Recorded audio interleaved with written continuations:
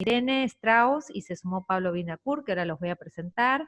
Irene va a dar una clase en particular, una charla sobre algunos temas vinculados a Abuelas de Plaza de Mayo, va a tomar algunos ejes temáticos vinculados al derecho a la identidad, a la labor de Abuelas de Plaza de Mayo, y va a decir unas palabras antes, va a retomar un poco antes Pablo Vinacourt. Los voy a presentar a los dos. Pablo Vinacourt es licenciado en Sociología, es director del posgrado de Desarrollo Humano de la Flaxo Argentina, tiene una maestría bastante importante dentro de la Flaxo, y fue hasta 2009 el coordinador del programa del PNUD de Argentina y asesor en políticas públicas del mismo organismo. Ha sido coordinador de proyectos de UNICEF y del Ministerio de Jefatura de Gabinetes de Ministros. Así que Pablo está aquí en nombre del Programa de Desarrollo Humano, de su maestría, que es muy importante dentro de las ofertas de la Flaxo Argentina, y está Irene Strauss, acompañándonos. Irene está a cargo del área del Departamento de Educación de Abuelas de Plaza de Mayo. Ha estado desde los inicios con abuelas, ahí la están ayudando con la cámara. Hola Irene, saludá ahí, Pablo, saluden, son muchos, así que los tienen que ir buscando. Así que bueno, Irene ya ha dado otras charlas anterior con nosotros, siempre cada tanto aprovechamos el expertise de Irene. Irene ha desarrollado contenidos para distintos organismos vinculados al tema de derecho a la identidad y a los derechos. Tienen unos muy lindos cursos, tenían, no sé si lo siguen teniendo en el Infod. Ahí está la hija Irene, hola, ¿cómo estás en primer plano? Ahí te están ayudando mientras... Irene, tenés audio ya, si querés. Bien, ahí aprovechá, digan unas palabras, así de paso probamos el audio, Irene y Pablo. Todavía no te escuchamos. Ahí, bien. ¿Vos, Pablo, se te escucha? Hola, hola, ¿qué tal? Ahí está, perfecto. Irene también, ¿no? Sí. Sí. Perfecto. Ya escucho. Bien, entonces, genial, estamos. Bueno, Irene es una experta en el tema. Ha hecho el otro seminario que hemos hecho hace ya 2 años, creo, Irene, este año pasado, no el anterior. Asistieron, fue presencial.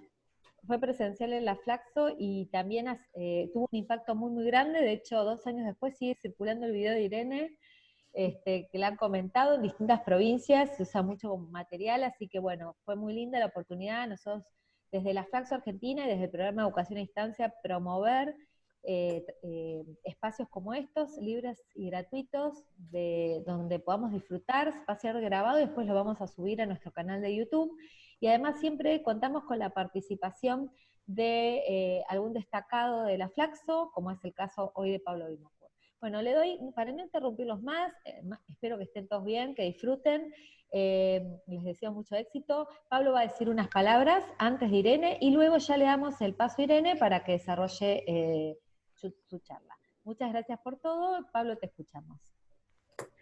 Bueno, buenas tardes a todas y todos.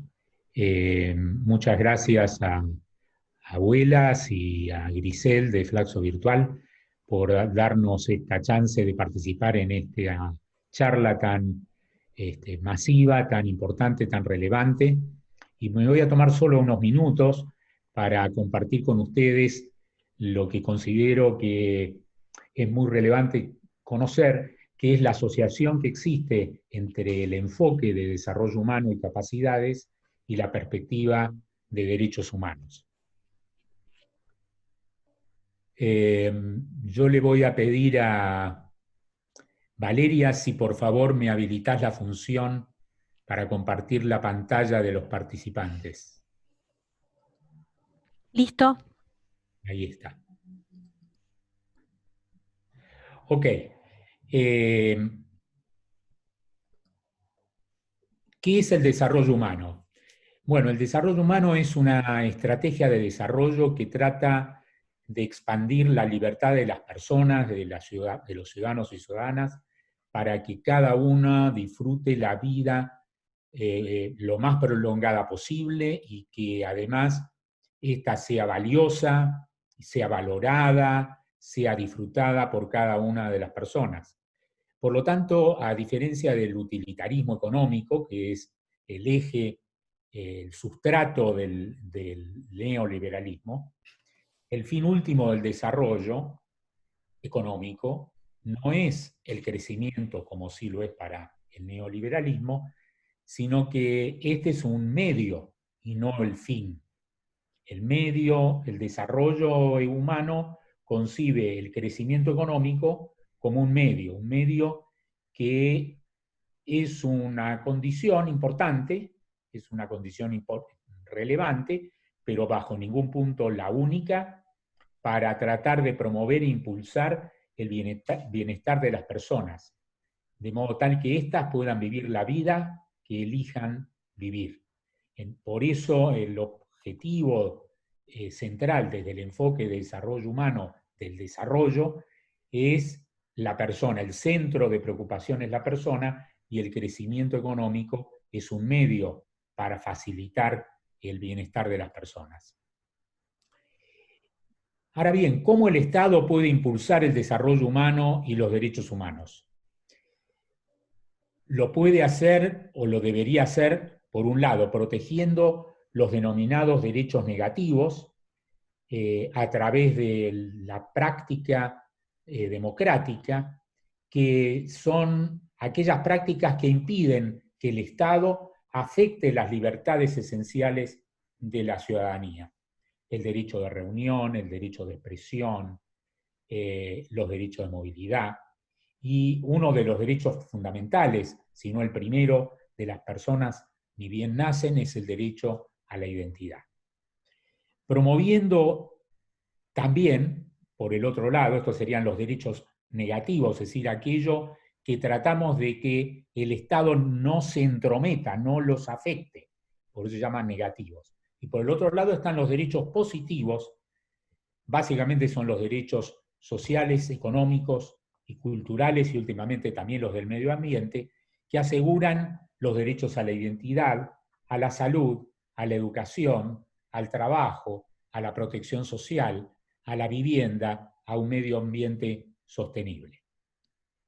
¿Y de qué forma puede hacer el Estado esta protección, por un lado, y por el otro lado, garantizar los derechos? Lo puede hacer a través de políticas públicas que sean eficaces y que sean equitativas. Lo puede hacer a través de instituciones públicas, de cualquiera sea el nivel del Estado, que funcionen adecuadamente y que no vulneren los derechos humanos ni que comprometan el desarrollo humano.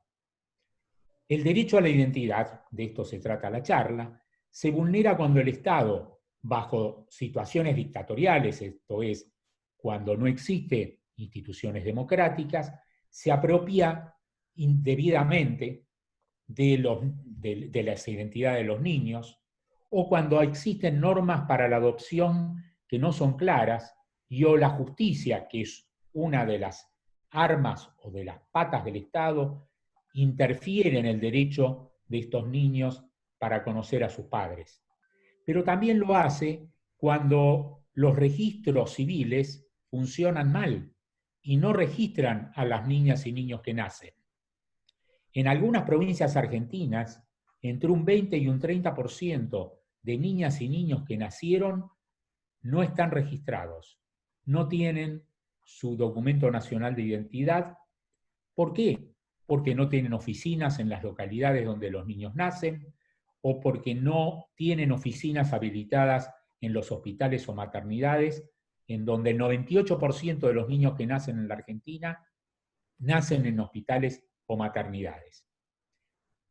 Cuando no tienen un DNI, cuando no están registrados en los registros civiles, que son instituciones, la Argentina tiene una organización federal, son instituciones que dependen de los gobiernos jurisdiccionales de las provincias,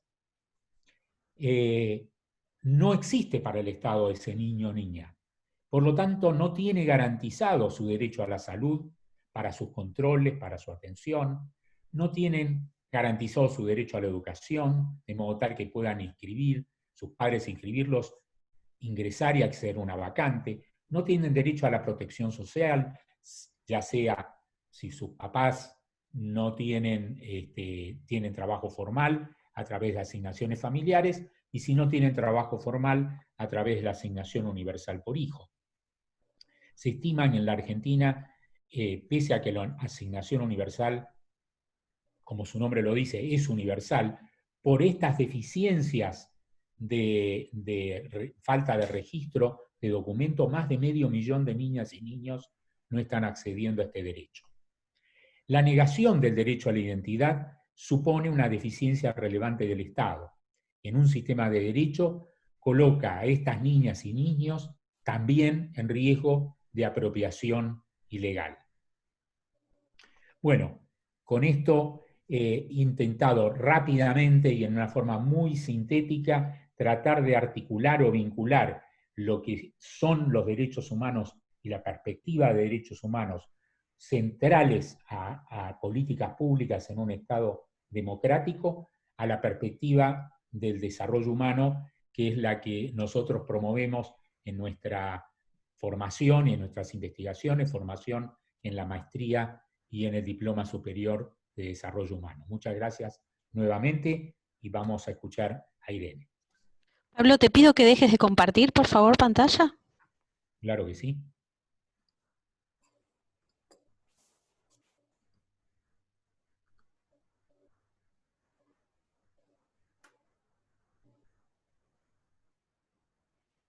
Bueno, muchas gracias, Pablo.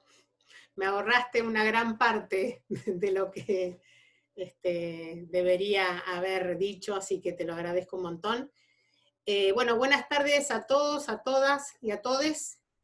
Estoy un poco nerviosa porque es la primera vez que voy a hablar y me voy a ver a mí, digamos, y no a la cara de ustedes. Así que bueno, esto es como medio raro. Bueno, en principio, agradecer obviamente a Flaxo, hace ya unos 3 años que tenemos firmado un convenio de colaboración mutua entre la Asociación Abuelas de Plaza de Mayo y Flaxo, y la verdad que desde que lo firmamos que ya hemos sacado bastante provecho en conjunto, de trabajos en conjunto, y bueno, esta es una instancia más. Teníamos un seminario presencial programado para el 18 de marzo, y como alguno dijo por ahí, pasaron cosas. Así que estamos acá en una charla recortada, digamos. O sea que yo lo que voy a hacer en realidad es, la primer parte de la charla que hubiese dado, la voy a resumir mucho, y voy a dedicarle a lo sumo 10 minutos para hacer un pequeño recorrido sobre los hitos más importantes que tuvieron que recorrer las abuelas para llegar a la construcción del derecho de identidad. Y después le voy a dedicar más profundamente a lo que sería la segunda parte de la charla que habíamos propuesto originalmente, que tiene que ver con algunas representaciones sociales con las cuales las abuelas se encontraron en toda su historia, digamos, para que las podamos desgranar un poco y podamos ver que inclusive muchas de ellas todavía siguen vigentes, de modo que mientras sigan vigentes no estamos garantizando que el derecho de identidad sea efectivo para niñas, niños y niñas en el día de hoy, digamos, ¿no? Entonces, primero, bueno, recordar, especialmente para aquellos que tal vez están participando, que tal vez no están tan interiorizados con la lucha de las abuelas nacen como una necesidad, porque primero se empiezan a reunir las mujeres que desaparecieron, en realidad todavía la palabra desaparecido no estaba construida, digamos, simbólicamente, sino que habían secuestrado hijos, hijas, nueras o yernos, o algún pariente, y reclamaban saber dónde estaban, y se empezaron a reunir en la Plaza de Mayo, y muchas de ellas lo que les había ocurrido es que además de haber sido secuestradas sus hijas o sus hijos, habían sido secuestradas sus hijas embarazadas, o algunos inclusive habían sido secuestrados junto a sus niños o niñas, o sea, sus nietitos o sus nietitas. Por lo tanto, la necesidad de que Abuelas de Plaza de Mayo se constituyera como una asociación, al comienzo fue una suerte de urgencia, digámoslo así. Cuando se empezaron a reunir estas mujeres y se las empezó a llamar como Madres de Plaza de Mayo, entendamos que primero que todas las abuelas de Plaza de Mayo son madres de Plaza de Mayo, porque a todas se les ha secuestrado a un hijo o una hija. Y al comienzo, la idea inocente que ellas tenían era que tal vez los niños y niñas que habían sido secuestrados junto a sus padres no se los devolvían a ellas porque el terrorismo de Estado, el poder, los represores, no sabían dónde estaban ellas. Entonces tenían que hacerse visibles urgentemente, por eso todo el primer tiempo, lo más importante era acercarse a todos los lugares donde se podía imaginar que podía haber un niño o una niña, como por supuesto orfanatos, hospitales de menores, casa cuna, juzgado de menores, etc. Bueno, esa urgencia y esa inocencia se fue diluyendo cuando se empezaron a dar cuenta que sus nietos y nietas no era que no volvían a casa por el hecho de que no sabían dónde estaban ellas, sino porque era también parte del plan sistemático de desaparición de personas. Para hacerlo más, digamos, cortito, entonces, digamos, cuento cortito todo lo que tal vez me llevaría más tiempo.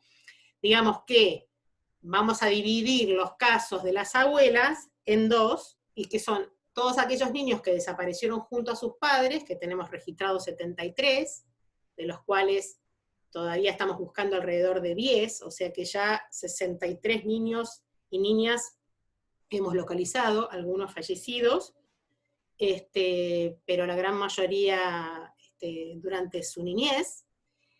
Y el otro conjunto de casos son las mujeres embarazadas que fueron secuestradas, de cuyos partos al comienzo las abuelas no conocían si efectivamente esas mujeres habían dado a luz.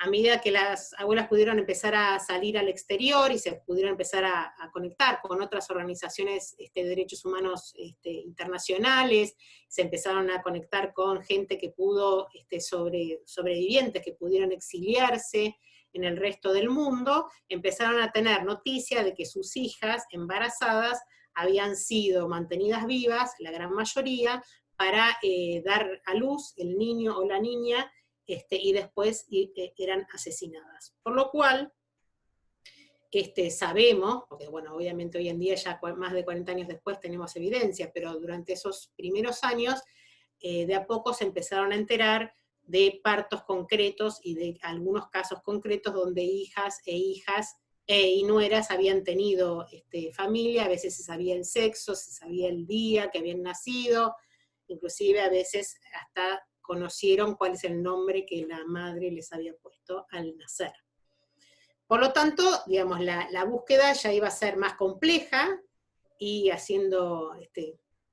corriendo en el tiempo, ya casi terminando la dictadura, la gran pregunta que se empezaron a hacer las abuelas era cómo vamos a identificar a nuestros nietos y a nuestras nietas, tanto los que ya habíamos conocido, dado que el tiempo les iba a cambiar su forma, su cara, la manera en que iban a ser, sino que más bien cómo iban a identificar o encontrar a aquellos niños y niñas que ni siquiera a veces sabían el sexo, ¿sí? Entonces por eso fue tan imperioso poder salir con la pregunta al mundo de cómo poder identificar a los niños y las niñas, y bueno, la anécdota que siempre se cuenta es que alrededor de 1980, una abuela lee en el diario que en Estados Unidos un juez había obligado a hacer a un señor que se negaba a aceptar la paternidad de un niño, le obligó a hacerse un estudio de sangre, con el cual finalmente ese estudio de sangre comprobó filiación, ¿sí? Estamos hablando de 1980, donde todavía ni siquiera se había logrado secuenciar el genoma humano en su completitud, o sea que podemos imaginar que ni siquiera se podía concebir el hecho de que a través de la sangre se pudiera identificar filiación. Bueno, con ese dato de que había un papá y un hijo que podían, a través de la sangre, comprobarse la filiación, es que las abuelas salen con la pregunta, ¿qué hacemos si la generación de los padres y madres, o sea, los papás y las mamás, de estos supuestos niños que nosotros queremos eventualmente encontrar e identificar, no están porque están desaparecidos. ¿Se podrá utilizar la sangre de las abuelas y los abuelos? Esa es la pregunta con la que salen al mundo científico, y bueno, después de varios años de búsqueda, finalmente, finales de 1983, casi recuperando ya la democracia en Argentina, es que logramos tener lo que se llamó el índice de abuelidad, a través de la colaboración de varios científicos en Estados Unidos. Y bueno, este índice de abuelidad, aunque todavía no era basado sobre el ADN como lo es hoy, fue la primera forma de poder identificar con la sangre de los abuelos y las abuelas a un niño o a una niña. La primera nieta que es identificada con el índice de abuelidad es Paula Logares.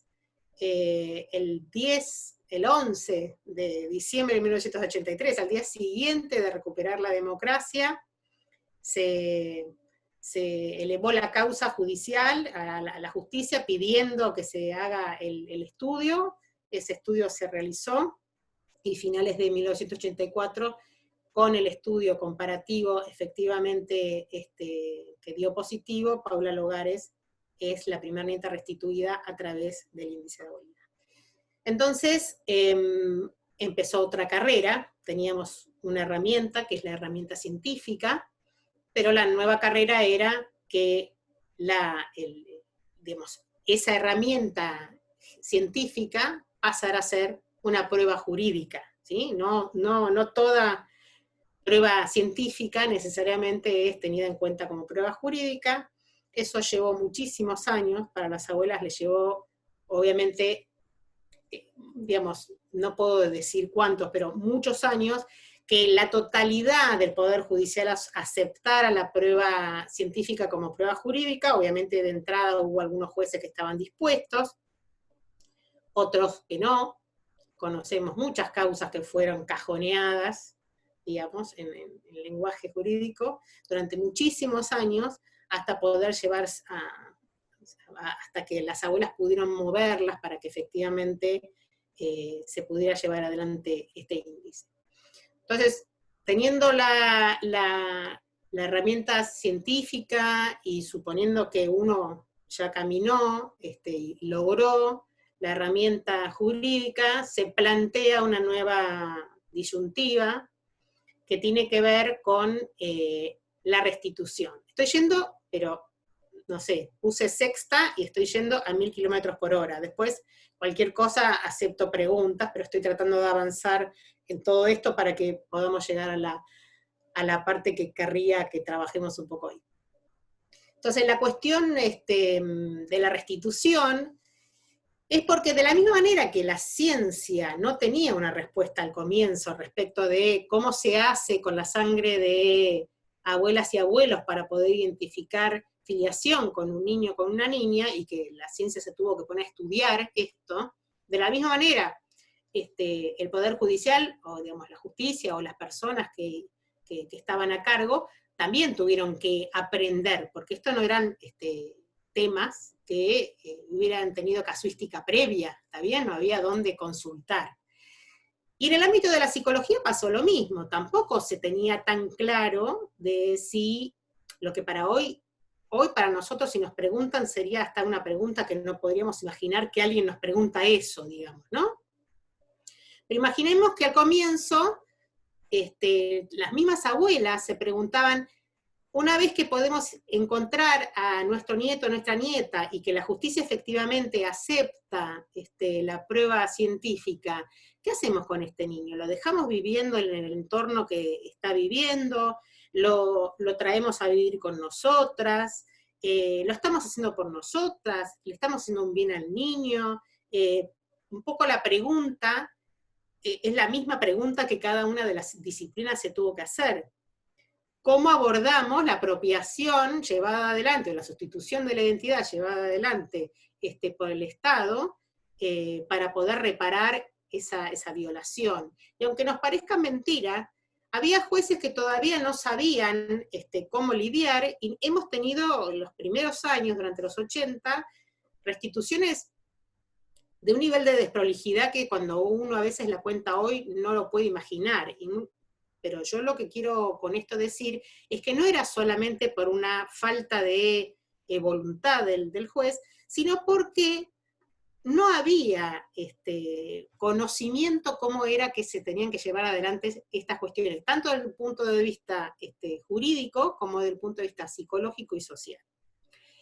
Entonces lo que quiero, digamos, estas, entre comillas, torpezas, ¿sí?, que hacían a esta pregunta de si había que restituir al niño a su familia biológica, si había que seguir teniéndola, viviendo con la familia apropiadora, que todavía ni siquiera tenía ese nombre, no existía esa figura dentro del Código Penal. El Código Penal en ese momento tenía como figura la sustracción de identidad, secuestro, sustracción de identidad de un menor de 10 años, pero no tenía el concepto de apropiación.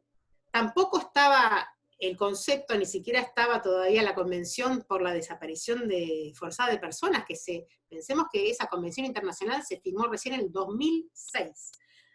Quiere decir que estamos hablando muchísimos años antes de que la legislación internacional considerara la desaparición forzada de personas un delito de lesa humanidad, por lo cual pensar que la sustracción de identidad de un niño o una niña, como lo concebimos hoy, es un delito de lesa humanidad, porque al ser un secuestro perpetuado por el Estado, pasa a ser una desaparición forzada de persona, y por lo tanto es un crimen de lesa humanidad, todo ese caminito llevó años para poder construir.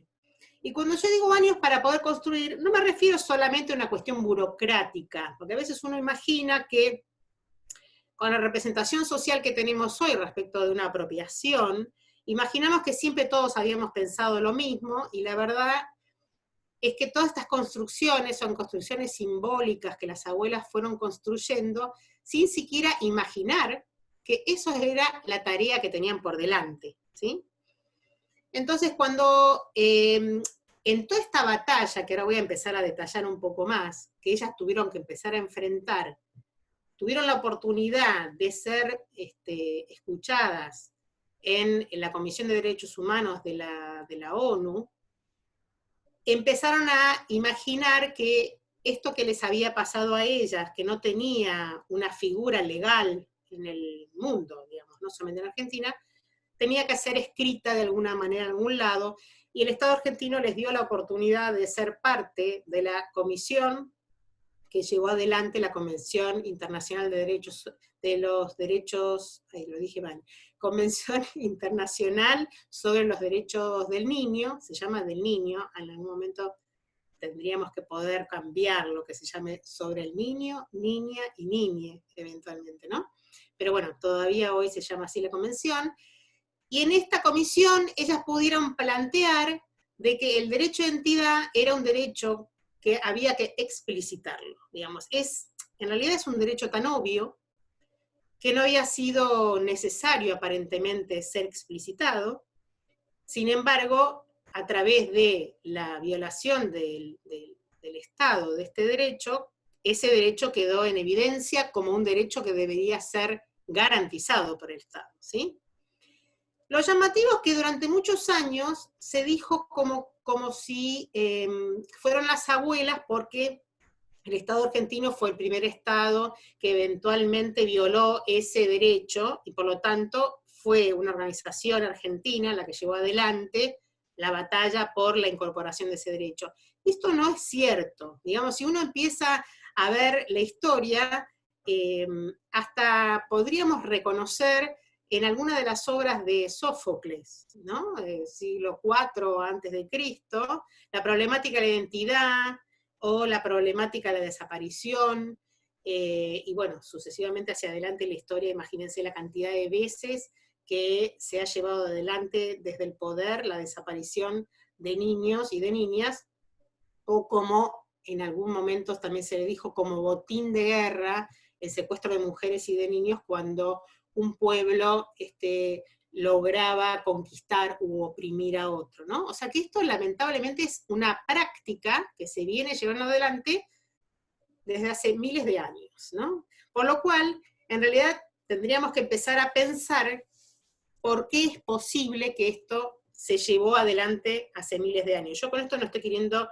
exculpar al terrorismo de Estado que gobernó la Argentina de su delito, sino entender de qué magnitud de representación social estamos hablando cuando decimos que las abuelas de Plaza de Mayo tuvieron que enfrentar una batalla cultural y simbólica que hasta el día de hoy todavía siguen enfrentando, que no solamente data de la época del terrorismo de Estado.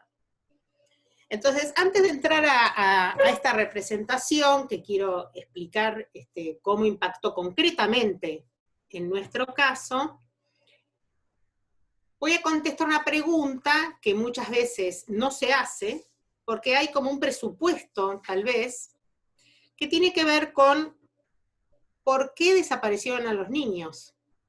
Nosotros podemos escuchar montones de explicaciones de por qué desaparecieron a los padres de esos niños, ¿no? Es porque, básicamente, por su militancia política. Entonces sabemos que toda la persecución que sufrieron fue una persecución política. Pero es evidente que los niños que estaban dentro del seno de una madre no tenían participación política, y tampoco lo tenían los niños de 1, 2, 3 años que fueron secuestrados junto a sus padres y que fueron también no retornados a la familia, a los abuelos, tíos, etc. Tampoco tenían una participación política. Entonces queda la pregunta, muchas veces se ha dicho que fue una suerte de botín de guerra, pero para mí me gustaría contar un poquitito, por lo menos, cuál es la postura de abuelas, y la postura de abuelas surge del juicio más importante que tuvo Abuelas de Plaza de Mayo como institución. El juicio más importante es el juicio Plan Sistemático de Apropiación de Niños y de Niñas. Esto quiere decir que reúne una gran cantidad de casos de abuelas y los lleva a la justicia para demostrar que la apropiación de estos niños y de estas niñas no fueron casos aislados, sino que fue un plan sistemático. Entonces, en el alegato que hace la querella Abuelas, en este juicio, explica lo siguiente. Dice que, dado que la figura del desaparecido es la figura que elige el terrorismo de Estado para llevar adelante la aniquilación de su enemigo, porque habiendo desaparecido una persona, no existe cuerpo. No habiendo cuerpo, no hay delito, no hay delito, no hay responsabilidad.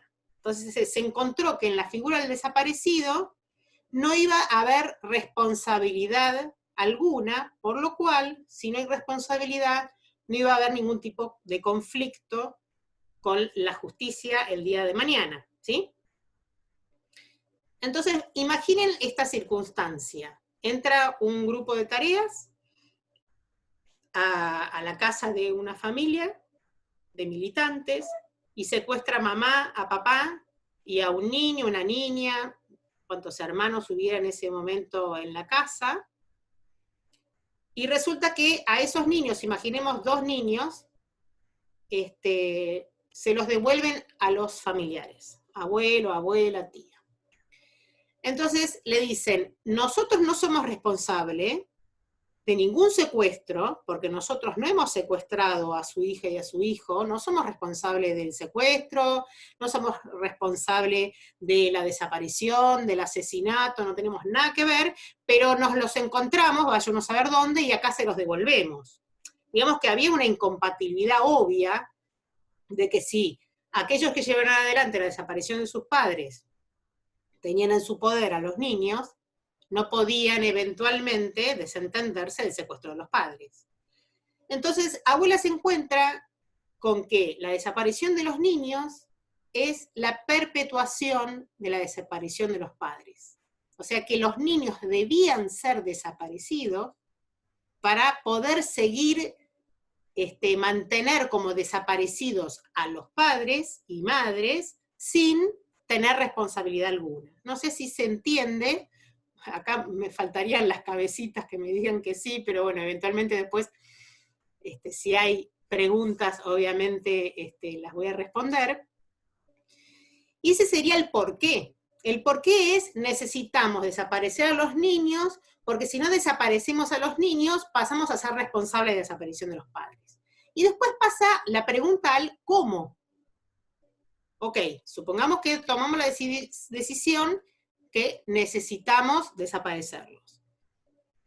Digamos que la forma más brutal habría sido hacer lo mismo que hicieron con los padres, asesinarlos y desaparecerlos. Sin embargo, como sabemos que dentro del aval del terrorismo de Estado estuvo también la Iglesia, eso no era una acción suficientemente cristiana, porque supuestamente los niños eran inocentes. Todavía no no creo que lleguemos a hablar no inocentes de qué eran los padres, pero digamos que los niños eran inocentes, por lo cual no merecían ser asesinados, y entonces la desaparición de estos niños alcanzaba con que fuera administrativa. ¿Qué quiero decir con administrativa? Con el hecho de que sustituirles la identidad de alguna manera, de modo que los niños que habían desaparecido junto a sus padres, o los incluían como NN en un juzgado para ser a su vez adoptados por una familia que desconocían su origen, o si eran suficientemente pequeños, hasta el año aproximadamente, a veces un poco más, eran anotados como hijos propios de alguna familia, fraguando, por supuesto, las partidas de nacimiento, de modo que ese niño o esa niña no pudiera ser nunca rastreable, dado que tenía cambiada su identidad. Pero justamente todo esto fue posible, esta desaparición administrativa, porque la ciencia no tenía forma de demostrar filiación. Por eso cuando las abuelas consiguen que la ciencia desarrolle el índice de abuelidad, este índice no solamente es tan valioso porque es la herramienta científica para la identificación de los niños y a su vez para la prueba jurídica, sino que pasó a ser un símbolo para derribar la impunidad con que fueron desaparecidos estos niños y estas niñas. O sea, la impunidad con la que fueron desaparecidos fue montada sobre la inexistencia de una forma científica de identificación. En el momento que aparece esa forma científica de identificación, esa impunidad es quebrada. Y lo hace un conjunto de mujeres, ¿sí? Lo logra un conjunto de mujeres. Esto no lo logra la ciencia sola, sino lo logra a través de la petición desesperada de un grupo de mujeres. Por eso el índice de abuelidad es tan importante, porque además, vuelvo a insistir, impacta en lo simbólico y en lo político, ¿sí? Porque a partir de ahí es que el Estado ya no puede seguir sosteniendo la desaparición de los niños, y tiene que empezar a aceptar que hubo efectivamente un plan sistemático de desaparición. Bien, una de las preguntas que uno se haría, yo a veces hago esta pregunta sarcásticamente, ¿cómo es que, de la misma manera que sabemos que todo el circuito de represión fue planificado, fueron divididos las zonas del país en distintas zonas, que todas las fuerzas de seguridad tuvieron su rol, que cada uno de los actores que participó del terrorismo de Estado hemos podido de algún modo hacer como un engranaje de cómo es que fue la lógica para llevar adelante? Lo único que uno se pregunta es, las apropiaciones, ¿cómo es que se pudieron llevar adelante con esa maquinaria? Entonces uno piensa, ¿también fue planificada de poder sentar a los distintos actores de la salud, médicos y parteras que participaron, jueces de menores que participaron, y otros actores y funcionarios del Estado que no necesariamente eran de las fuerzas de seguridad, participaran, que hicieron un gran seminario donde explicar cuál era el proceder de cada una de las personas que intervenían en la apropiación de un niño o de una niña? Obviamente no hicieron un gran seminario. Lo que ocurrió es que simplemente, cuando digo simplemente es lamentablemente, se montaron sobre un andamiaje preexistente. Esto es una investigación que hace una antropóloga que se llama Carla Villalta. Yo recomiendo un artículo que está publicado en la página web de Abuelas, en uno de los libros, pero de todos modos, ahora yo lamentablemente esto no me lo aprendí, en qué libro está, pero en el área No te preocupes, Irene, que luego compartimos, soy Grisel, luego compartimos el material, como este video se va a compartir, y lo que te quiero ir diciendo es que la gente te está escuchando, te está entendiendo perfectamente, hay muchos comentarios en el chat, Bien. así que cuando termines tu charla, yo los voy a leer, que se queden todos tranquilos, y están todos muy contentos, así que vas muy bien, ¿sí? Bueno, ya que me hablas, ¿cómo voy de tiempo? Porque no estoy prestando para nada atención. Son las 5 menos 10. ¿Y hasta qué hora sería piola lo decidís vos en base a que puedas cerrar tus conceptos y tus ideas. Previmos una hora, pero... bueno, dale. Pero, no, digamos, no hay un límite, digamos, si no nos vamos a extender hasta las 7 de la tarde. Les quiero decir a todos que además, realmente es un placer escucharte, sos muy clara. Bueno, bárbaro, gracias.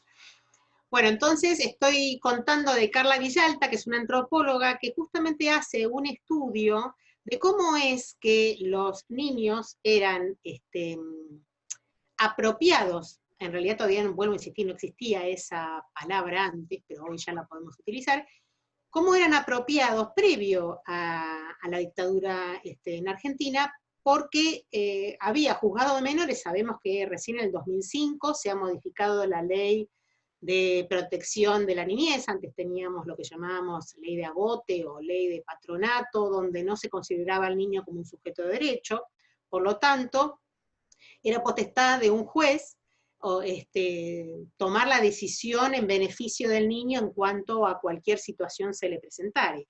Por lo tanto, sabemos que desde hace, no sé cuántos, pero muchísimos años, que funciona, o por lo menos funcionaba previo a la dictadura, un sistema de adquisición de niños por fuera del sistema legal de adopciones, que era totalmente a criterio del juez, con prebendas, por supuesto, a familias que tuvieran la posibilidad o de pagar, o de tener algún tipo de privilegio por lugar social donde se encontraban, tanto sea para, entre comillas, entregar un niño de alguna mujer adolescente que no debía a nadie enterarse en la sociedad que esa chica había sido embarazada fuera de matrimonio, entonces poder entregar un niño sin manchar el nombre de la familia, o al revés, poder conseguir un niño sin tener que estar anotado en el sistema legal, de adopción, y conseguir más rápidamente un niño de alguna persona que se,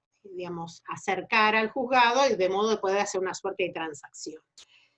Este andamiaje existía preexistentemente con las condiciones habitualmente que tenían que ver con cuestiones sociales, culturales, económicas, y de algún tipo de vulnerabilidad, eventualmente, de la persona que necesitaba entregar a ese niño o esa niña.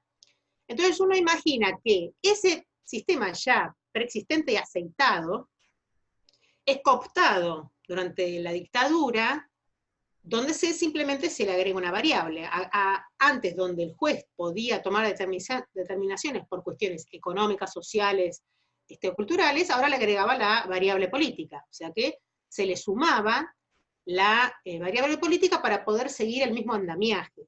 ¿Sí? O sea que esta forma de hacer, entre comillas, desaparecer a un niño y hacerlo aparecer en otro lado, sustrayéndole la identidad, pasó a ser una práctica ahora cooptada por la variable política. Por lo cual, uno puede suponer que cuando la dictadura termina, hay montones de engranajes y andamiajes que se desarticulan. Uno sabe hoy en día que no existen más los centros clandestinos de detención, por lo cual sabemos que hay montones de engranajes de dictadura que se desarman, pero este andamiaje preexistente de adquisición de niños no se desbarató. Era un sistema preexistente, fue cooptado durante la dictadura, y hoy en día vuelve a ser utilizado. Entonces, la primera gravedad es que cuando hablamos de la garantía del derecho de identidad, en tanto nosotros sigamos teniendo un andamiaje semejante, no podemos pretender que el Estado esté garantizando el derecho de identidad, número uno, hoy, ¿no? Y la otra cuestión que me gustaría que abordemos es por qué nosotros como sociedad, hace tantos años que venimos permitiendo por omisión que este andamiaje exista, y cómo hoy todavía persiste nuestra forma de avalarlo, no siempre solo por omisión. Y esta es la primera representación social a la cual quiero abordar, que tiene por un lado impacto en el derecho de identidad hoy, pero además tuvo y sigue teniendo un impacto enorme en toda la tarea de las abuelas. La primera cuestión es que quiero que pensemos en esta representación social genérica. Imaginemos hoy, o previo a la dictadura, que una madre no puede criar a su hijo. Entonces, en vez de acudir al sistema legal de adopción, encuentra algún tipo de mecanismo de hacérselo llegar a una familia que sí está queriendo criar a un niño o una niña y por alguna razón no puede tener los propios, o sea como fuese, quiere criar a ese niño. Nosotros como sociedad observadora tenemos la tendencia a primero estigmatizar a la madre que no puede criar a ese niño. Más de uno debe haber escuchado, y si no lo escuchó puede imaginar que esto que voy a contar ahora es algo que se puede escuchar hasta el día de hoy con mucha frecuencia. Tenemos la tendencia a imaginar que esa madre o era adicta a algún consumo, sea alcohol o droga, o que era delincuente por alguna razón, podemos escuchar porque era chorra, o porque es prostituta, o porque es pobre, o cualquier epíteto que a uno se le ocurra para imaginar y estigmatizar a esa madre que no va a criar ese niño. Y por otro lado tenemos la tendencia a idealizar la familia en la cual finalmente va a arribar el niño a la niña. Estoy hablando siempre del sistema que no es legal. Con el sistema legal funcionan otras reglas donde la madre legítimamente cede, no solamente porque lo hace físicamente, sino porque el Estado es garante de esa cesión, ¿sí? Cede la patria potestad legalmente, y hay una familia que legalmente acepta la patria potestad de ese niño, y el niño pasa a estar protegido por ese acto, ¿está bien? No estoy hablando de la adopción legal, ¿sí? Digo porque no quiero de ninguna manera que se malinterprete. Estoy hablando de sistemas de adquisición de niños por fuera del sistema legal, ¿sí?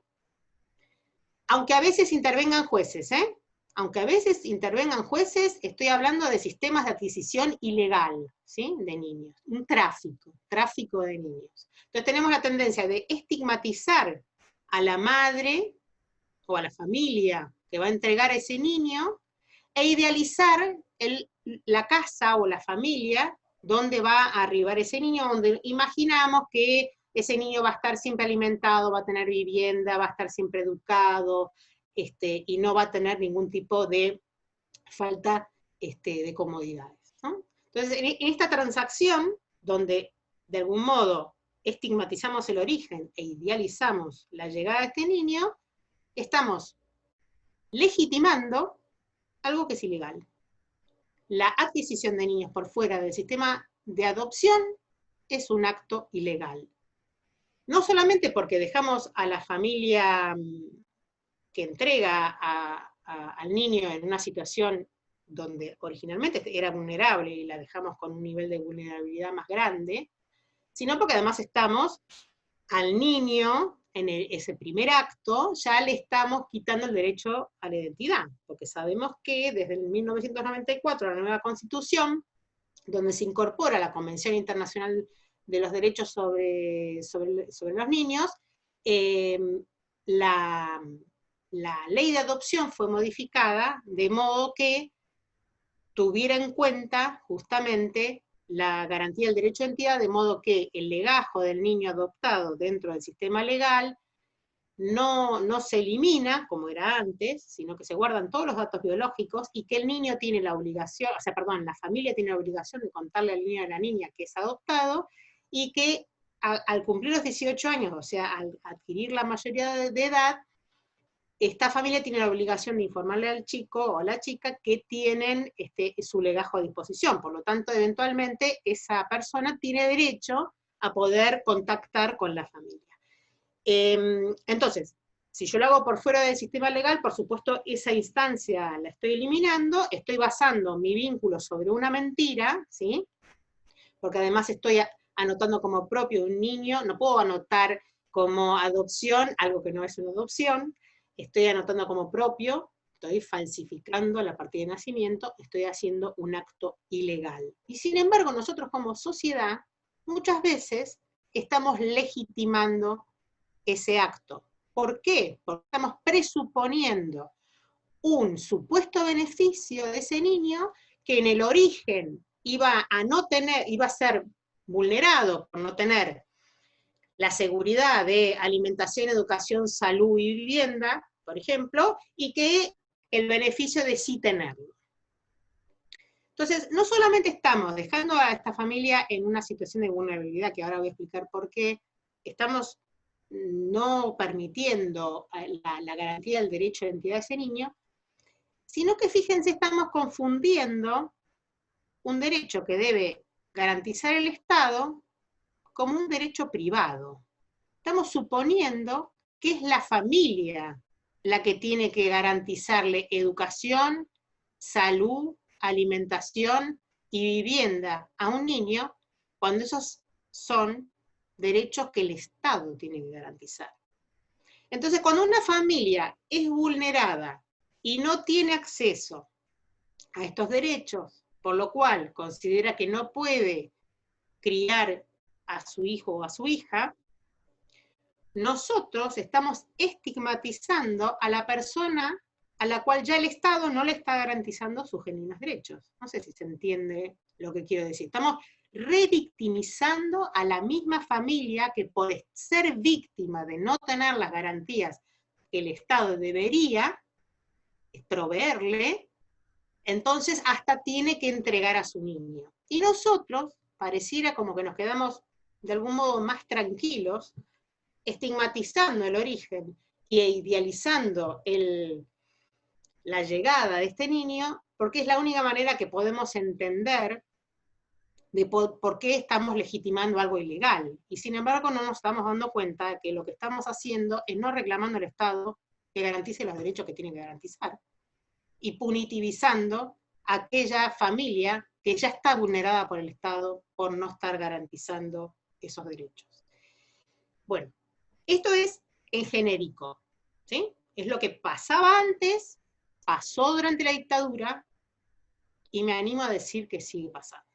Esto además lo sabemos en Abuelas, porque desde 1995, 1996, que Abuelas empezó a hacer campañas de difusión, dirigiéndose ya no a la familia o a los padres y a las madres de esos niños apropiados, sino que, dije mal, no eran padres y madres, eran a los apropiadores, digamos, sino que empezó a hablarles a los jóvenes directamente, empezó a apelar, ¿no? Si vos tenés dudas, acércate a Abuelas, todas las campañas que uno puede imaginar que a partir de ahí se empezaron a hacer.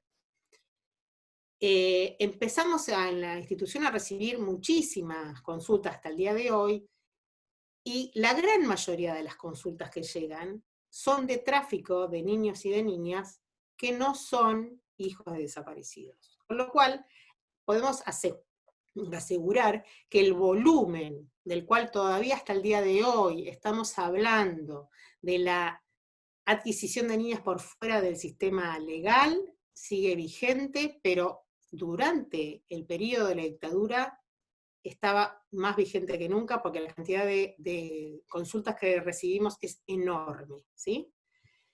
Por lo cual, lo que yo quiero que ahora, bueno, ese es el sistema genérico, digamos, general, todavía abuelas no tienen nada de particular, ¿sí? Ahora pensemos, si nosotros como sociedad estigmatizamos, o tenemos a veces la tendencia de estigmatizar a la madre que no va a criar a su hijo, ¿cómo ocurrió durante la época de la dictadura? La madre que no solamente no se dedicaba a ser madre y a atender a su familia, a sus hijos y a su marido, osaba saltar a la esfera de lo público y tener militancia política. Esa mujer que hoy, a la luz del movimiento de mujeres, podríamos decir, cosa que en ese momento no lo decíamos, pero hoy podríamos decir, desafiaba el patriarcado, ¿sí? No ocupaba el lugar que tenía que ocupar, salía a la esfera de lo público y tenía militancia política. Quiere decir que esa estigmatización, que antes era por pobre, prostituta, alcohólica o ladrona, durante la dictadura, esa lo recibía subversiva. O sea, la palabra era por subversiva, por desafiar lo que hoy llamaríamos desafiar el patriarcado y salir a la esfera de lo público y tener militancia política en vez de quedarse en su casa y ocupar el lugar que una mujer debería ocupar para su familia. Por eso, por ser subversiva, es que ese niño o esa niña no estaba bien que estuviera en esa casa. Mejor la pasábamos a otra casa, donde la madre o el padre o la familia iba a garantizar que cada cosa iba a quedar en su lugar, ¿sí? Que la esfera de lo público no le era propicio para las mujeres tenían que atender a su familia y tenían que estar dentro de un marco occidental y cristiano, que era como la dictadura nombró su propio proceso de reorganización nacional. Entonces, durante la época de la dictadura, la estigmatización, la vamos a decir como una cajita, es esa madre es subversiva.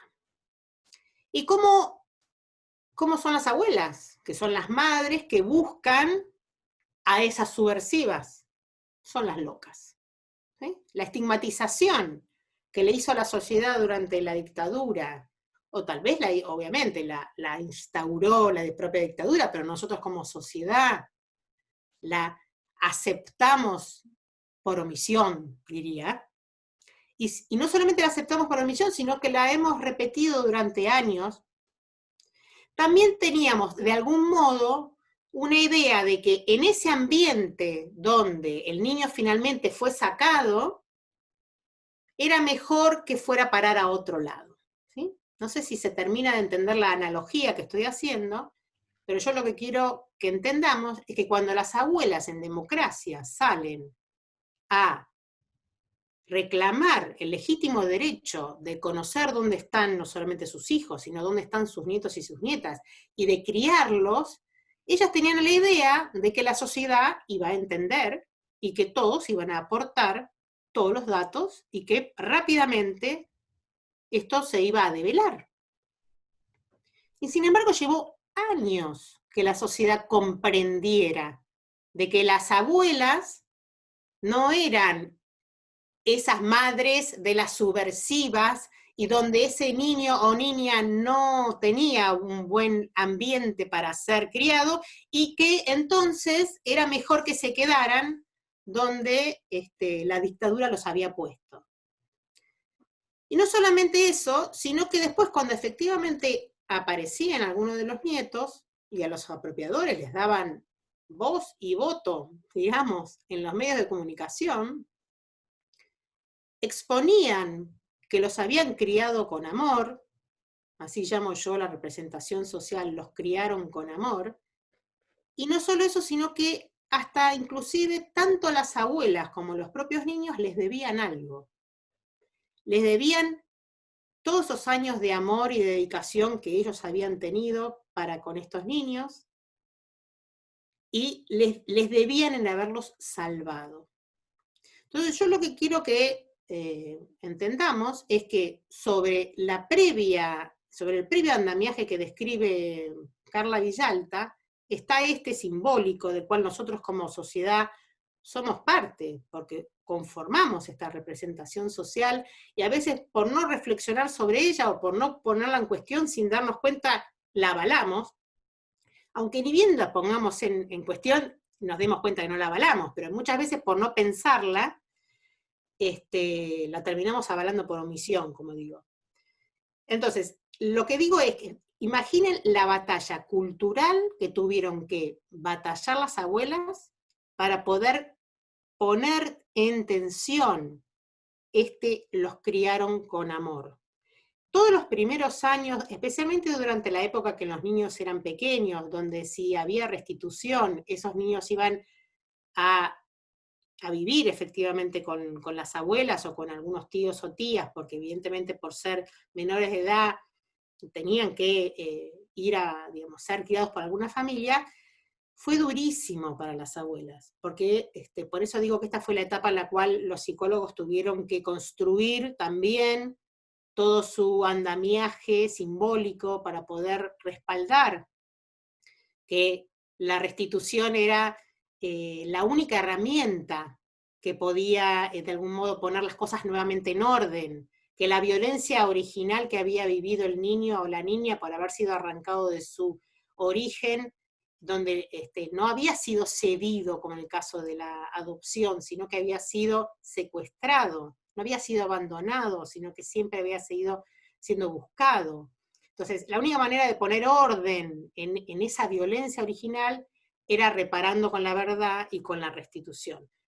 Si me esperan medio minuto voy a correr la cortina porque me está dando el sol acá. Dale, Irene, te esperamos, se está corriendo el sol a tu ventana, se te está escuchando clarísimo, la gente sigue participando en el chat, y con muy buenos comentarios sobre tu exposición y lo clara que sos. Hay algunas consultas que después, cuando termines, vamos a ir leyendo, ¿sí?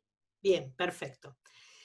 Bueno, voy a más o menos cerrar esta parte, porque si no, no voy a llegar a abordar las otras, no voy a abordar todas las representaciones, voy a abordar Perfecto, Irene. ¿sí? Una que tal vez es un poquitito más corta, las próximas dos son un poco más cortas, estas tenían que ver con que también quería contar un poco cuál es el contexto en la Argentina en general respecto de la garantía del derecho de identidad. Bueno, voy a cerrar con esto. O sea, básicamente lo que quiero con esto explicar es que tanto las abuelas tuvieron que construir, primero entender, ¿no? ¿Cuál era la problemática? ¿Por qué no les por qué no había empatía de la sociedad hacia ellas al comienzo? ¿Sí? Obviamente algún sector siempre tuvo empatía, pero estoy hablando de la gran masa, ¿no? ¿Por qué no había empatía? Hubo mucha confusión, ¿no? No se podía terminar de comprender la falta de empatía. Esta empatía se fue construyendo, obviamente, cuando lentamente se empezó a poner en tensión estas representaciones. Y por otro lado, esta misma representación pesa sobre los propios nietos y nietas adultos, porque muchos de ellos también cuentan que les costó muchísimo tiempo, primero acercarse a abuelas en el caso que fueron casos en que se acercaron voluntariamente, y otras veces cuando la justicia los convoca, les cuesta aceptar el poder indagar en la verdadera historia, porque ellos sentían esa culpa o esa deuda que tenían con sus apropiadores. O sea que esta deuda y esta culpa que sentían con sus apropiadores no solamente era llevada adelante por los propios apropiadores, que por supuesto iban a defenderse respecto de no querer comparecer frente a la justicia, sino que había una sociedad y los medios que le daban voz y le daban razones, ¿está bien? Entonces, vuelvo a insistir, no solo llegó a las abuelas durante la etapa de los niños cuando eran niños, sino que después esa misma representación la siguieron cargando los propios nietos que ya eran adultos, ¿sí?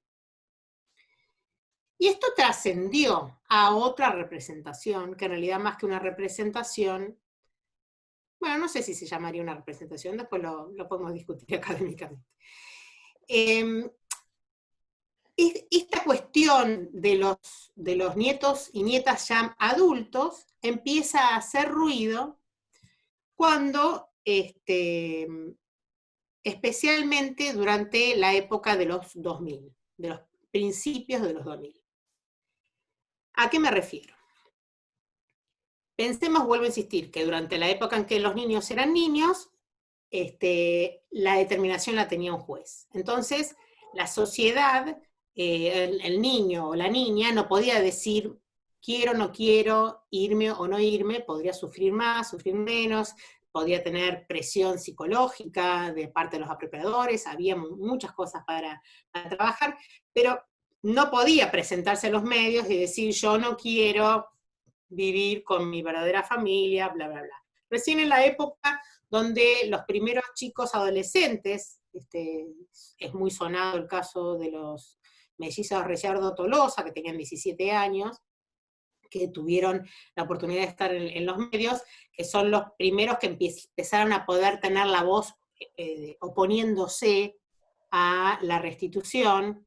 Les cuento para aquellos que les perdieron el rastro que ambos colaboran con las abuelas de Plaza de Mayo hace muchísimos años, y si alguno quiere ver su historia, hay un capítulo de Acá Estamos, que es una serie que hicimos entre abuelas y Canal Encuentro, donde justamente tanto Gonzalo como Matías Reyardo Tolosa cuentan su historia de cómo les costó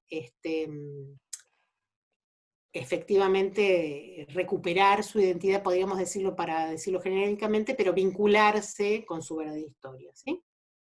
Después lo vamos a, Grisel, digo, anotar, porque eso también después lo vamos a... Estamos, sí. Eso, vamos, tengo anotado ya el artículo de Carla Villalta, y ahora acá estamos de Canal de Encuentro, y compartí el link de abuelas y el link que tienen de los materiales que están en el chat. Perfecto, buenísimo. Bueno, entonces, ¿qué es lo que ocurre con los nietos y nietas cuando empiezan a ser más grandes? Hay muchos, como dije recién, que se empiezan a acercar, atraídos por distintas campañas de los medios, campañas culturales, hicimos muchísimo música por la identidad, teatro por la identidad, arte por la identidad, deporte por la identidad, imagínense la cantidad, ¿está bien?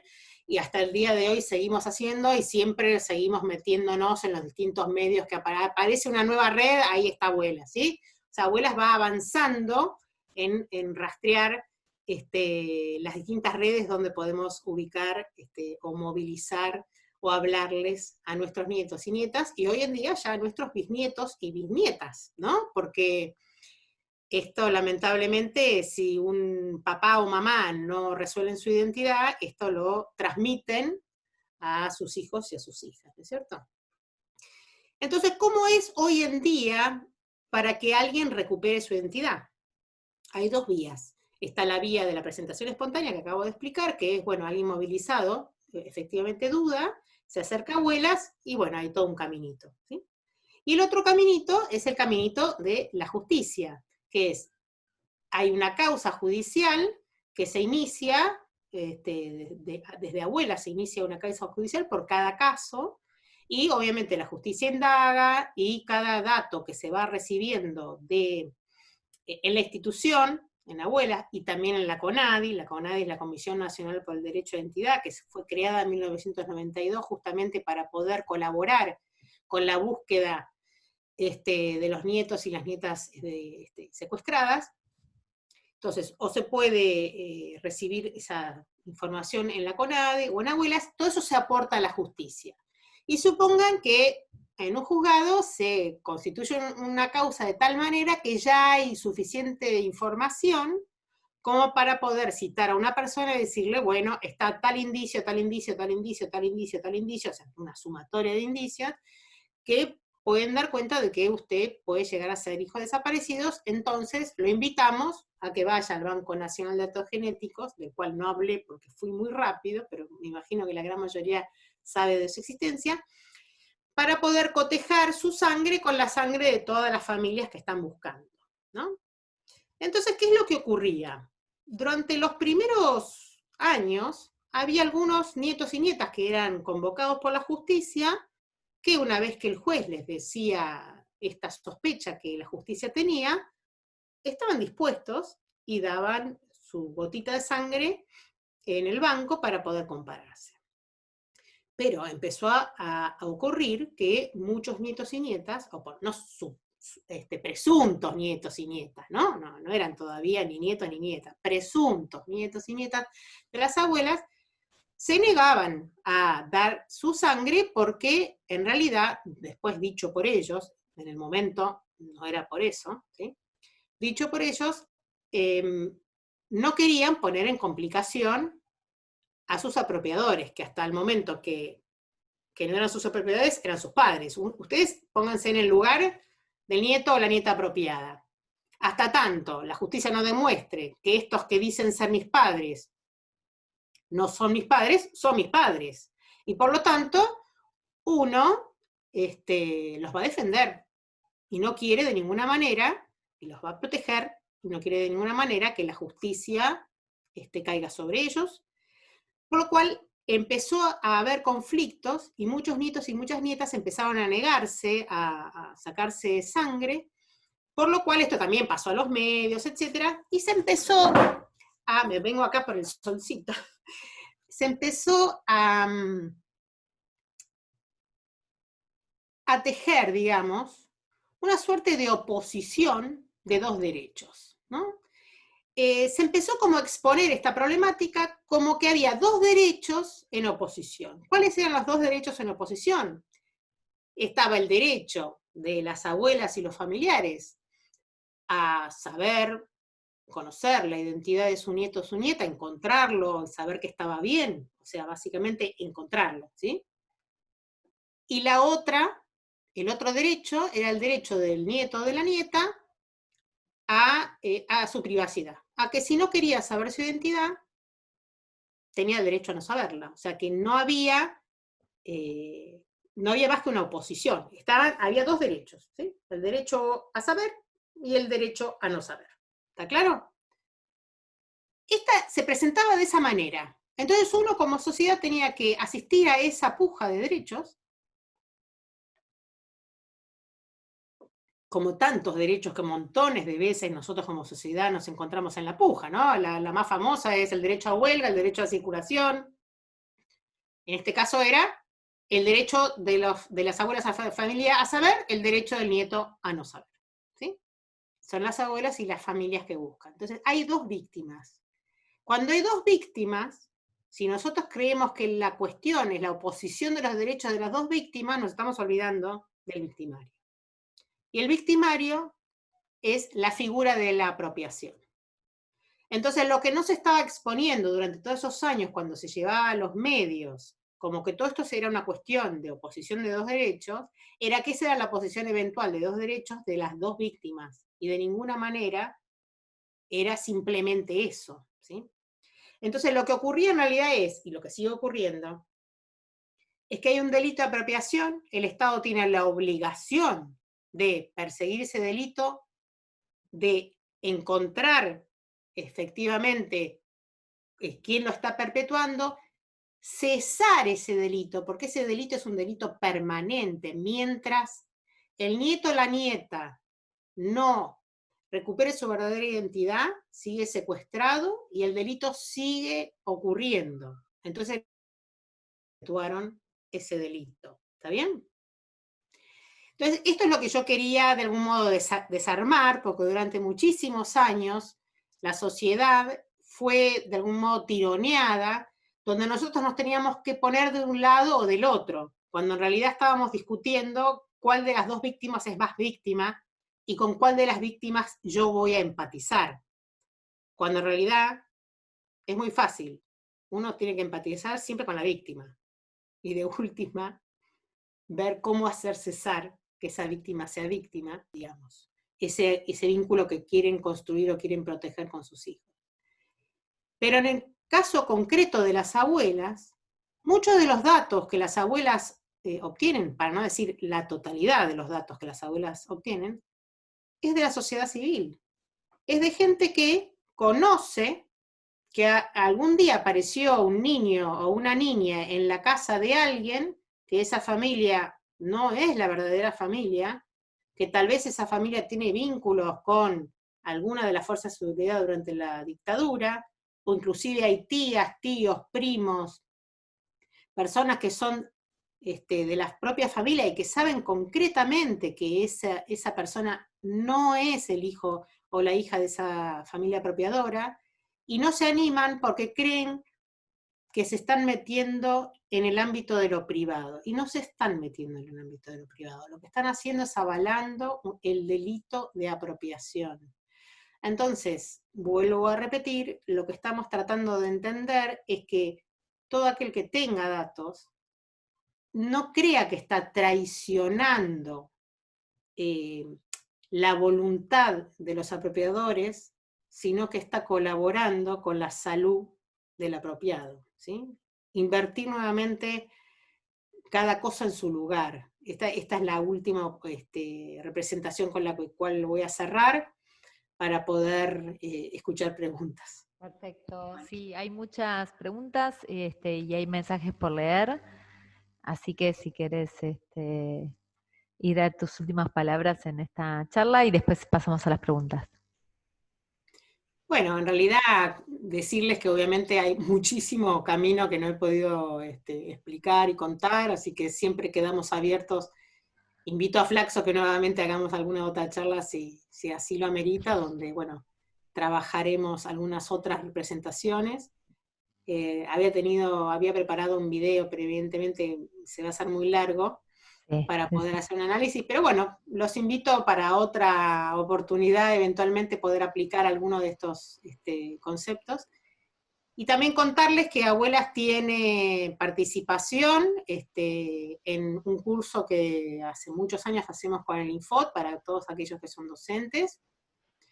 En este momento estamos terminando una cohorte para primaria, hemos hecho para secundaria, para inicial, para primaria, ahora hace 3 años que estamos con unas cohortes para primaria, supongo que la segunda mitad vamos a volver a repetirla, eso por un lado. Perdón, no dije de qué es el curso, es Educación, Memoria e Identidad, donde participamos en conjunto con el Programa Nacional de Educación y Memoria, donde se aborda educación y memoria, justamente el terrorismo de Estado y el derecho de identidad. Y también por otro lado, estamos terminando nuestro primer curso de Abuelas y el derecho de identidad hecho por nosotros, por la institución, con la sistematización de toda la tarea que tienen la gran mayoría de las áreas de Abuelas, y ponerla a disposición de la discusión y de la reflexión de cómo cada una de los escollos que las abuelas han encontrado en todos estos campos que antes mencioné, fueron desarrollando distintas herramientas para poder ir cerrando, no, ir construyendo, digamos, este derecho, para poder tener cada vez más herramientas, para poder comprenderlo, para poder hacerlo crecer, ampliarlo, y poder reclamar al Estado que lo garantice, ¿no? Bueno, agradezco enormemente la participación, no sé cuántos participaron finalmente, pero la inscripción fue enorme. La inscripción fue enorme, te agradezco mucho, Irene. Fueron más de 1.200, 300 personas y cerramos y seguían llegando, y la sala tiene un cupo de 500 personas que estuvo siempre completo durante toda la charla. Hay gente, quería comentar, no me voy a olvidar de muchos, pero hay gente de Italia, gente de Bélgica, de Uruguay, de Brasil, de distintas provincias de todo el país. Hay de Mendoza, Tres Arroyos, La Plata, Longchamp, Paraná, Misiones, Quilmes. Está la gente de la FOETRA, la gente de militantes de Casa 30, de Narradores por la Identidad, de la Dirección de Derechos Humanos de Merlo, de la Secretaría de Derechos Humanos de Marcos Paz, del programa Envión de Exaltación de la Cruz, gente de Neuquén, Merlo, Avellaneda, Lomas de Zamora, Tres Arroyos, La Plata, Villa Constitución, Santa Fe, Chaco, Bursaco, Lincoln, Chipoleti, Marcos Paz, Intibel, Valeria del Mar, Mar del Plata, y me olvido de muchos otros lugares. Bueno, Así que esto es lo que tiene, digamos, que es el placer que tenemos bajo la dirección que yo coordino del programa de Educación a Distancia de la Flaxo Argentina, que es que, digamos, estos dispositivos nos permiten llegar a todo el país y a otros países, y en el caso de ustedes, sabes, Irene, que me gusta en lo personal y a todo mi equipo abrir estos espacios para, digamos, dar cuenta de los derechos. Y la verdad que has dicho, sos una docente excelente, has dicho cosas muy interesantes, varios, y yo nos quedamos con la frase que la prueba del delito es la sangre de los nietos. Y también entender este recorrido que nos hicimos, ¿no? De revisar el andamiaje con el que tuvimos y nos precedió hacia ese camino de andamiaje de los derechos del niño y de las personas, de los derechos humanos que ha ido construyendo abuelas, y sí, creo que se merecen el premio Nobel, como decían en los comentarios. En esta cuestión de este camino recorrido hacia de construir andamiajes y crear nuevos, está el quiebre de la impunidad, el quiebre de esa perpetuación del delito, ¿sí? Salir del dualismo, ¿sí? De las visiones binarias, si querés, para poder dar paso a una complejidad, pero no una complejidad que enrolle, que trabe, sino una complejidad que dé marco a múltiples perspectivas que abonen a ese derecho a la identidad, y abonen a esa necesaria intervención del Estado, ¿sí? En poder dar el marco necesario para que se haga lugar a las restituciones de la identidad, ¿sí?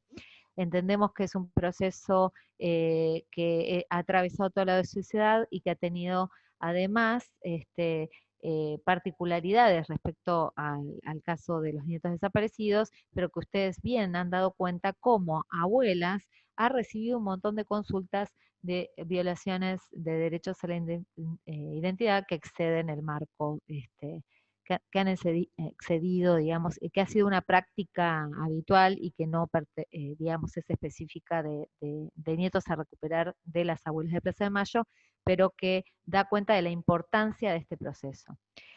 En ese sentido, hay consultas muy específicas que podrían ser luego vehiculadas. Por ejemplo, Silvia dice que en San Miguel en el año 76 desapareció una familia completa, La Graña. Raúl, su amigo y compañero, tenía 18 años y no figura nadie de su familia en el Nunca Más. Y quisiera saber si hay un registro de Raúl o de sus padres y hermanas. Silvia Borrajo, ADPNCK de San Miguel, dice. ¿Sí? Ahí, En esos casos, Irene, perdón, Gris, siempre sí, en esos casos, dado que ya hasta el día de hoy tenemos la suerte de tener en todas las provincias secretarías de derechos humanos, yo siempre les digo que se acerquen a la Secretaría de Derechos Humanos de la provincia, o inclusive en muchos municipios que también tienen direcciones de derechos humanos, porque de la mejor manera, por lo general, de vehiculizar esas consultas son en los estamentos locales, ¿sí? exacto. Ahí Ariel le contesta a Silvia y le dice que en el Ministerio de Justicia, por ejemplo, funciona la RUDBTV, Registro Único de Víctimas de Terrorismo del Estado, que allí están. Me interesa, porque hay mucha gente que por ahí no lee el chat, y en función de eso recuperar algunos aportes y algunas consultas. También Silvia dice, la ADNPSK de San Miguel tiene un hermoso proyecto de visita al campito para escuelas secundarias e institutos terciarios y que les gustaría compartirlo con abuelas y quienes organizan este importante evento. Desde ya vos podés dirigirte al mail nuestro si querés, que es fbcorta@flaxo.org.ar, y mandanos la información, la compartimos, inclusive a veces si mandan videos o cosas para compartir lo hacemos desde nuestras cuentas institucionales, y por supuesto vehiculamos a abuelas, o Irene también puede dar un mail para que Sí, lo compartan en forma directa, ¿no? sí, email es educación, sin acento, @abuelas.org.ar. Exacto. Sigo recorriendo. Lucía trabaja en formación docente, educación inicial, y comentaba que siempre cree que la clave de los jardines, que se trabaje más en los jardines de estos temas, y ahí aprovecho para articular, por supuesto, con esta propuesta de educación inicial que tiene abuelas con el Infod, y que es el tercer año que lo hacen. Así que ahí hay un buen nicho para formarse y que los invitamos. Denise de Brasil, bueno, escribe en portugués, soy media madera para el portugués, pero dice que es necesario insistir con estas temáticas en los crímenes, digamos, que no han enfrentado. Dice que Ana Castro, dice que es un placer escucharte, que ella nació en cautiverio, en la cárcel de Devoto, y la dictadura alteró todas las dimensiones de la identidad, y manda saludos desde Santa Fe. Bien, dice que otro usuario dice que en Pergamino existe un médico que firmaba partidas de nacimiento apócrifas, entre ellas las de un bebé de una pareja de desaparecidos. Sí, este es el caso de Gabriel Sebasco. Fue llevado a juicio el médico. el médico de la maternidad, porque es el que firma el nacimiento de Gabriel como si fuera ocurrido en Pergamino, cuando en realidad no fue así. Bien. Después hay Aluminé hizo un comentario, digamos, más teórico vinculado cuando vos hablabas del ejemplo de las madres y de estas representaciones. Entonces habló de madre como constructo social y cultural, será una mujer que no quiere, puede ejercer esa función social al criar el niño que salió de su vientre. Muy buena intervención. Bien, Claudia siguió hablando del tema de Pergamino, y acá, si no me equivoco, hay una primera pregunta, dice, ¿será que no podemos superar ese viejo andamiaje y que por eso es tan difícil el proceso de adopción en nuestro país? Bueno, complejo de contestar y, digamos... Sí, igual, o sea, vamos a tratar de una explicación, porque aunque Abuelas no se encarga de eso, y aunque la verdad que yo no soy experta en adopción, por lo menos en el sistema legal argentino no soy experta, traje el tema, así que me tengo que hacer un poquito cargo. Está muy bien. No, tampoco puedo decir, no tengo nada que ver. Yo creo que es un círculo vicioso, ¿no? Porque a veces uno escucha que la justificación por lo cual ir por afuera es porque el sistema legal está vaciado, funciona mal. Entonces, de algún modo, sin pretenderlo, estamos vaciando el propio sistema, ¿sí? Pero sabemos que no son solamente las personas que adquieren a los niños por fuera del sistema los que vacían el sistema, sino que obviamente hay una mercantilización justamente de estos niños. O sea, es todo un sistema que en vez de funcionar como corresponde dentro del propio sistema, está vaciado por una mercantilización. Suponer que el único derecho que tenemos mercantilizado es el derecho a la adopción o a la identidad, en este caso, es ser un poco ingenuo en este mundo mercantilizado, ¿no? Porque ya somos, en realidad, partícipes, aunque no deseosos, pero somos partícipes de la privatización y de la mercantilización de tantos otros derechos, del derecho a educación o del derecho a la comunicación o del derecho a la salud, ¿está bien? Entonces, en realidad, lo traigo para que lo pensemos y lo pongamos en tensión. No tengo la forma, de algún modo, de decir cómo es la manera de corregirlo, entre comillas. Lo ideal sería que de la misma manera que el grupo, un grupo de género en su momento, no grupo de género, no sé, el matrimonio igualitario. ¿Por qué el Estado finalmente vota la ley del matrimonio igualitario? No porque el Estado se levanta bondadoso un día, sino porque hay un movimiento que encuentra que hay un derecho que no le es concedido, o cercenado inclusive, y hace una lucha para efectivamente mejorar esa institución que es el matrimonio y conseguir que ese matrimonio sea legal para todos los ciudadanos, no importa cuál es su orientación sexual o su género, ¿sí?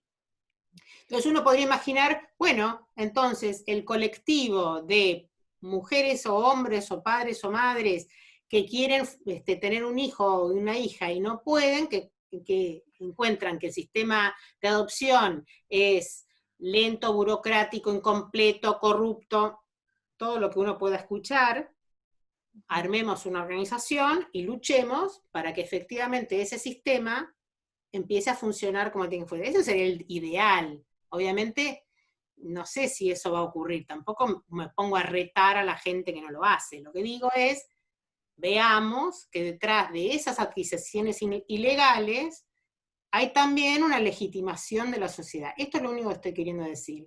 ¿Cómo se resuelve?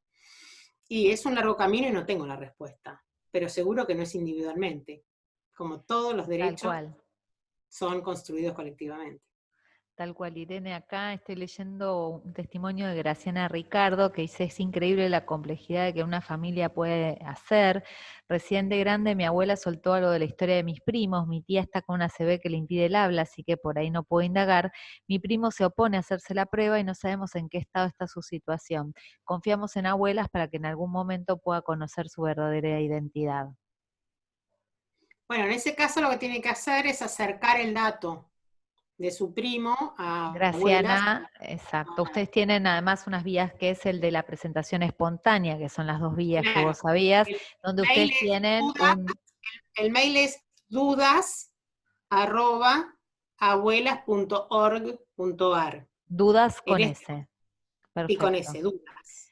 En este Bien. momento, lamentablemente, todas las sedes de abuelas están cerradas, por lo cual los teléfonos no están siendo contestados. Pero sí el mail y la búsqueda continúa. Sí, porque además lo que se está haciendo, las primeras 2 semanas de la cuarentena, no se sabía cuánto iba a durar, después cuando nos dimos cuenta que ya venía para largo, se implementó un sistema de, o sea, la persona que duda manda este mail y concerta una entrevista con una de las personas de presentación espontánea, o por WhatsApp, o por Zoom, o por teléfono, de la manera que pueda. Lo que pasa también es cierto que a veces la persona no tiene en su casa un entorno íntimo para poder tener esta entrevista, o sea que tenemos dificultades, no es que todo es tan fácil, ¿no? Pero bueno, Abuelas está atendiendo, el equipo de presentación espontánea no solo contesta los mails, sino que está atendiendo entrevistas por esta vía. Así que Bien. se puede acercar toda la información ahí. María Mar, por ejemplo, bueno, hay muchos comentarios sobre el tema de la estigmatización de la mujer. Después María Mar de España dice que el Estado también se apropia hoy de niños y niñas, de mujeres migrantes y pobres con este mismo discurso, victimizando a las madres y con la complejidad de la sociedad. Tan vigente este tema que atraviesa otras problemáticas. Quiero Bueno, seguir leyendo.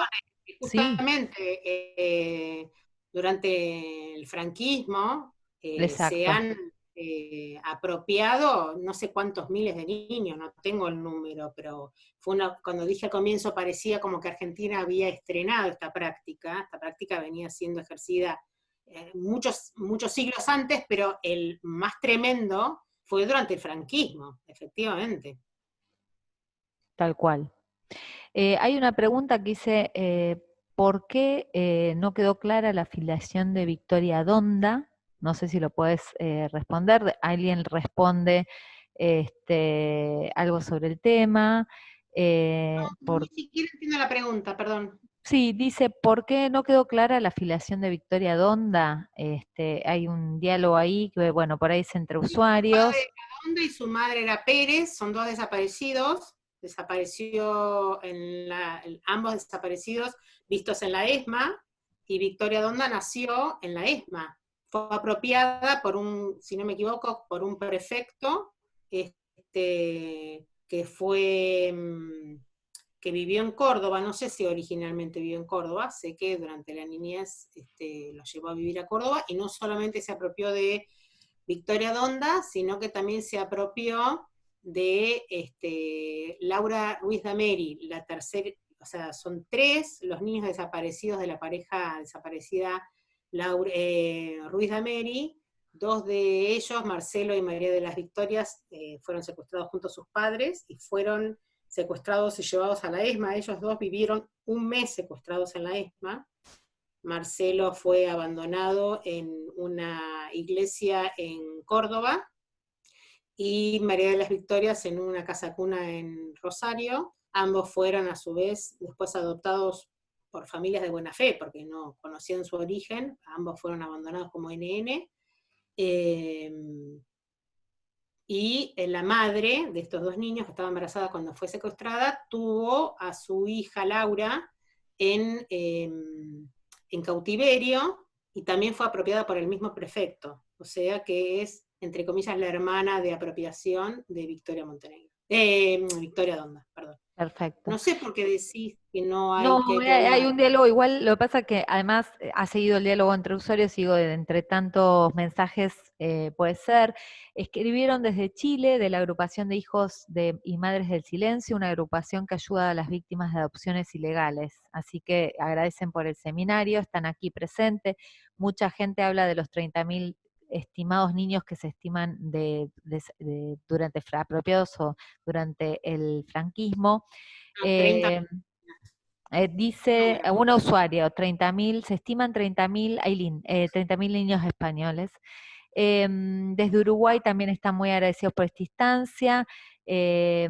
Dice, ya que las situaciones que se han presentado hoy son las mismas que se nos presentan en Uruguay continuamente en madres y familiares de uruguayos detenidos desaparecidos. Em, no me quiero perder dice, tengo entendido, dice Sormani, que también hubo apropiaciones de niños en otros países latinoamericanos. Abuelas trabaja Guatemala. coordinadamente Guatemala con, fue tremendo. ok, dice sí, trabajan articuladamente ustedes con otros organismos de derechos humanos para encontrar nietos argentinos o colaborar en las búsquedas de otros países, pregunta Sormani. Sí, bueno, nosotros una de las difusiones que hacemos es en todo el mundo, básicamente. Una de las herramientas más importantes que hemos podido desarrollar en los últimos años, desde el 2003, construimos junto con la CONADI lo que llamamos la Red por el Derecho de Identidad. Primero fue acá en la Argentina, tenemos casi 40 nodos, recorrimos todo el país, y en cada una de las provincias, a veces una localidad, o a veces más de una localidad por provincia, constituye un grupo de personas voluntarias, que a veces son docentes, a veces un sindicato, a veces son de otras organizaciones de derechos humanos, a veces simplemente algún grupo de una universidad. Es totalmente diverso, y después además ellos mismos nuclean a otra gente interesada en poder colaborar, que difunden la tarea de abuelas y se constituyen como un nodo para que las personas que viven cerca de esas localidades puedan acercarse y eventualmente presentar sus dudas, y la CONADI hace, desde que se constituyeron estas redes, viajes anuales, no sé si una o dos veces por año, a las distintas localidades para, junto con el Banco Nacional de Datos Genéticos, extraer sangre a esas localidades, porque pensemos que, supongamos que hoy en Bariloche se presentan, no sé, a lo largo del año 5 o 6 personas con dudas, no podemos pretender que todas tengan la posibilidad de viajar a Buenos Aires hasta el banco. Entonces el banco hace campañas junto con la CONADI a todas estos nodos de las redes. Y esta red se amplió, se constituyeron en España, en Italia, en Francia, en Estados Unidos y en Canadá. En realidad la mayoría de los que son redes del exterior son sobrevivientes o exmilitantes o familiares exiliados que tienen el interés de colaborar, y que de la misma manera que colabora cada una de las localidades en las provincias de Argentina, colaboran en el exterior, ¿sí? Perfecto. En la difusión. María Teresa Sánchez, abogada de la filial Córdoba de Abuelas de Plaza de Mayo, saludan desde la filial a todos los participantes, te agradecen. Hola, y te Marité. mandan un abrazo a vos. Y voy a leer los últimos mensajes, pues ya son las 6 de la tarde. Irene, te estuviste un montonazo, te recontra agradece. Valeria dice, excelente la frase de cada uno en su lugar, da para pensar muchos aspectos de esta problemática. Es docente de la Cátedra de Psicología, Ética y Derechos Humanos de Psicología de la UBA. Hay gente también de la Facultad de Psicología de la UNR, si no me equivoco, que también lo había leído por aquí antes. Había una persona que quería contactar a Liliana Montenegro, ¿sí? Bueno, eso vos le dirás. Y está la gente de la Universidad de Villa María. Perdón. Dice, a ver, perdón, sí, Victoria tiene que ser, no sé por qué anoté Liliana, sí, es Victoria. Seguramente están de la Universidad de Villa María, así que bueno, estamos ahí. Diría, hay algunas, muchas reflexiones, no llegamos. Graciana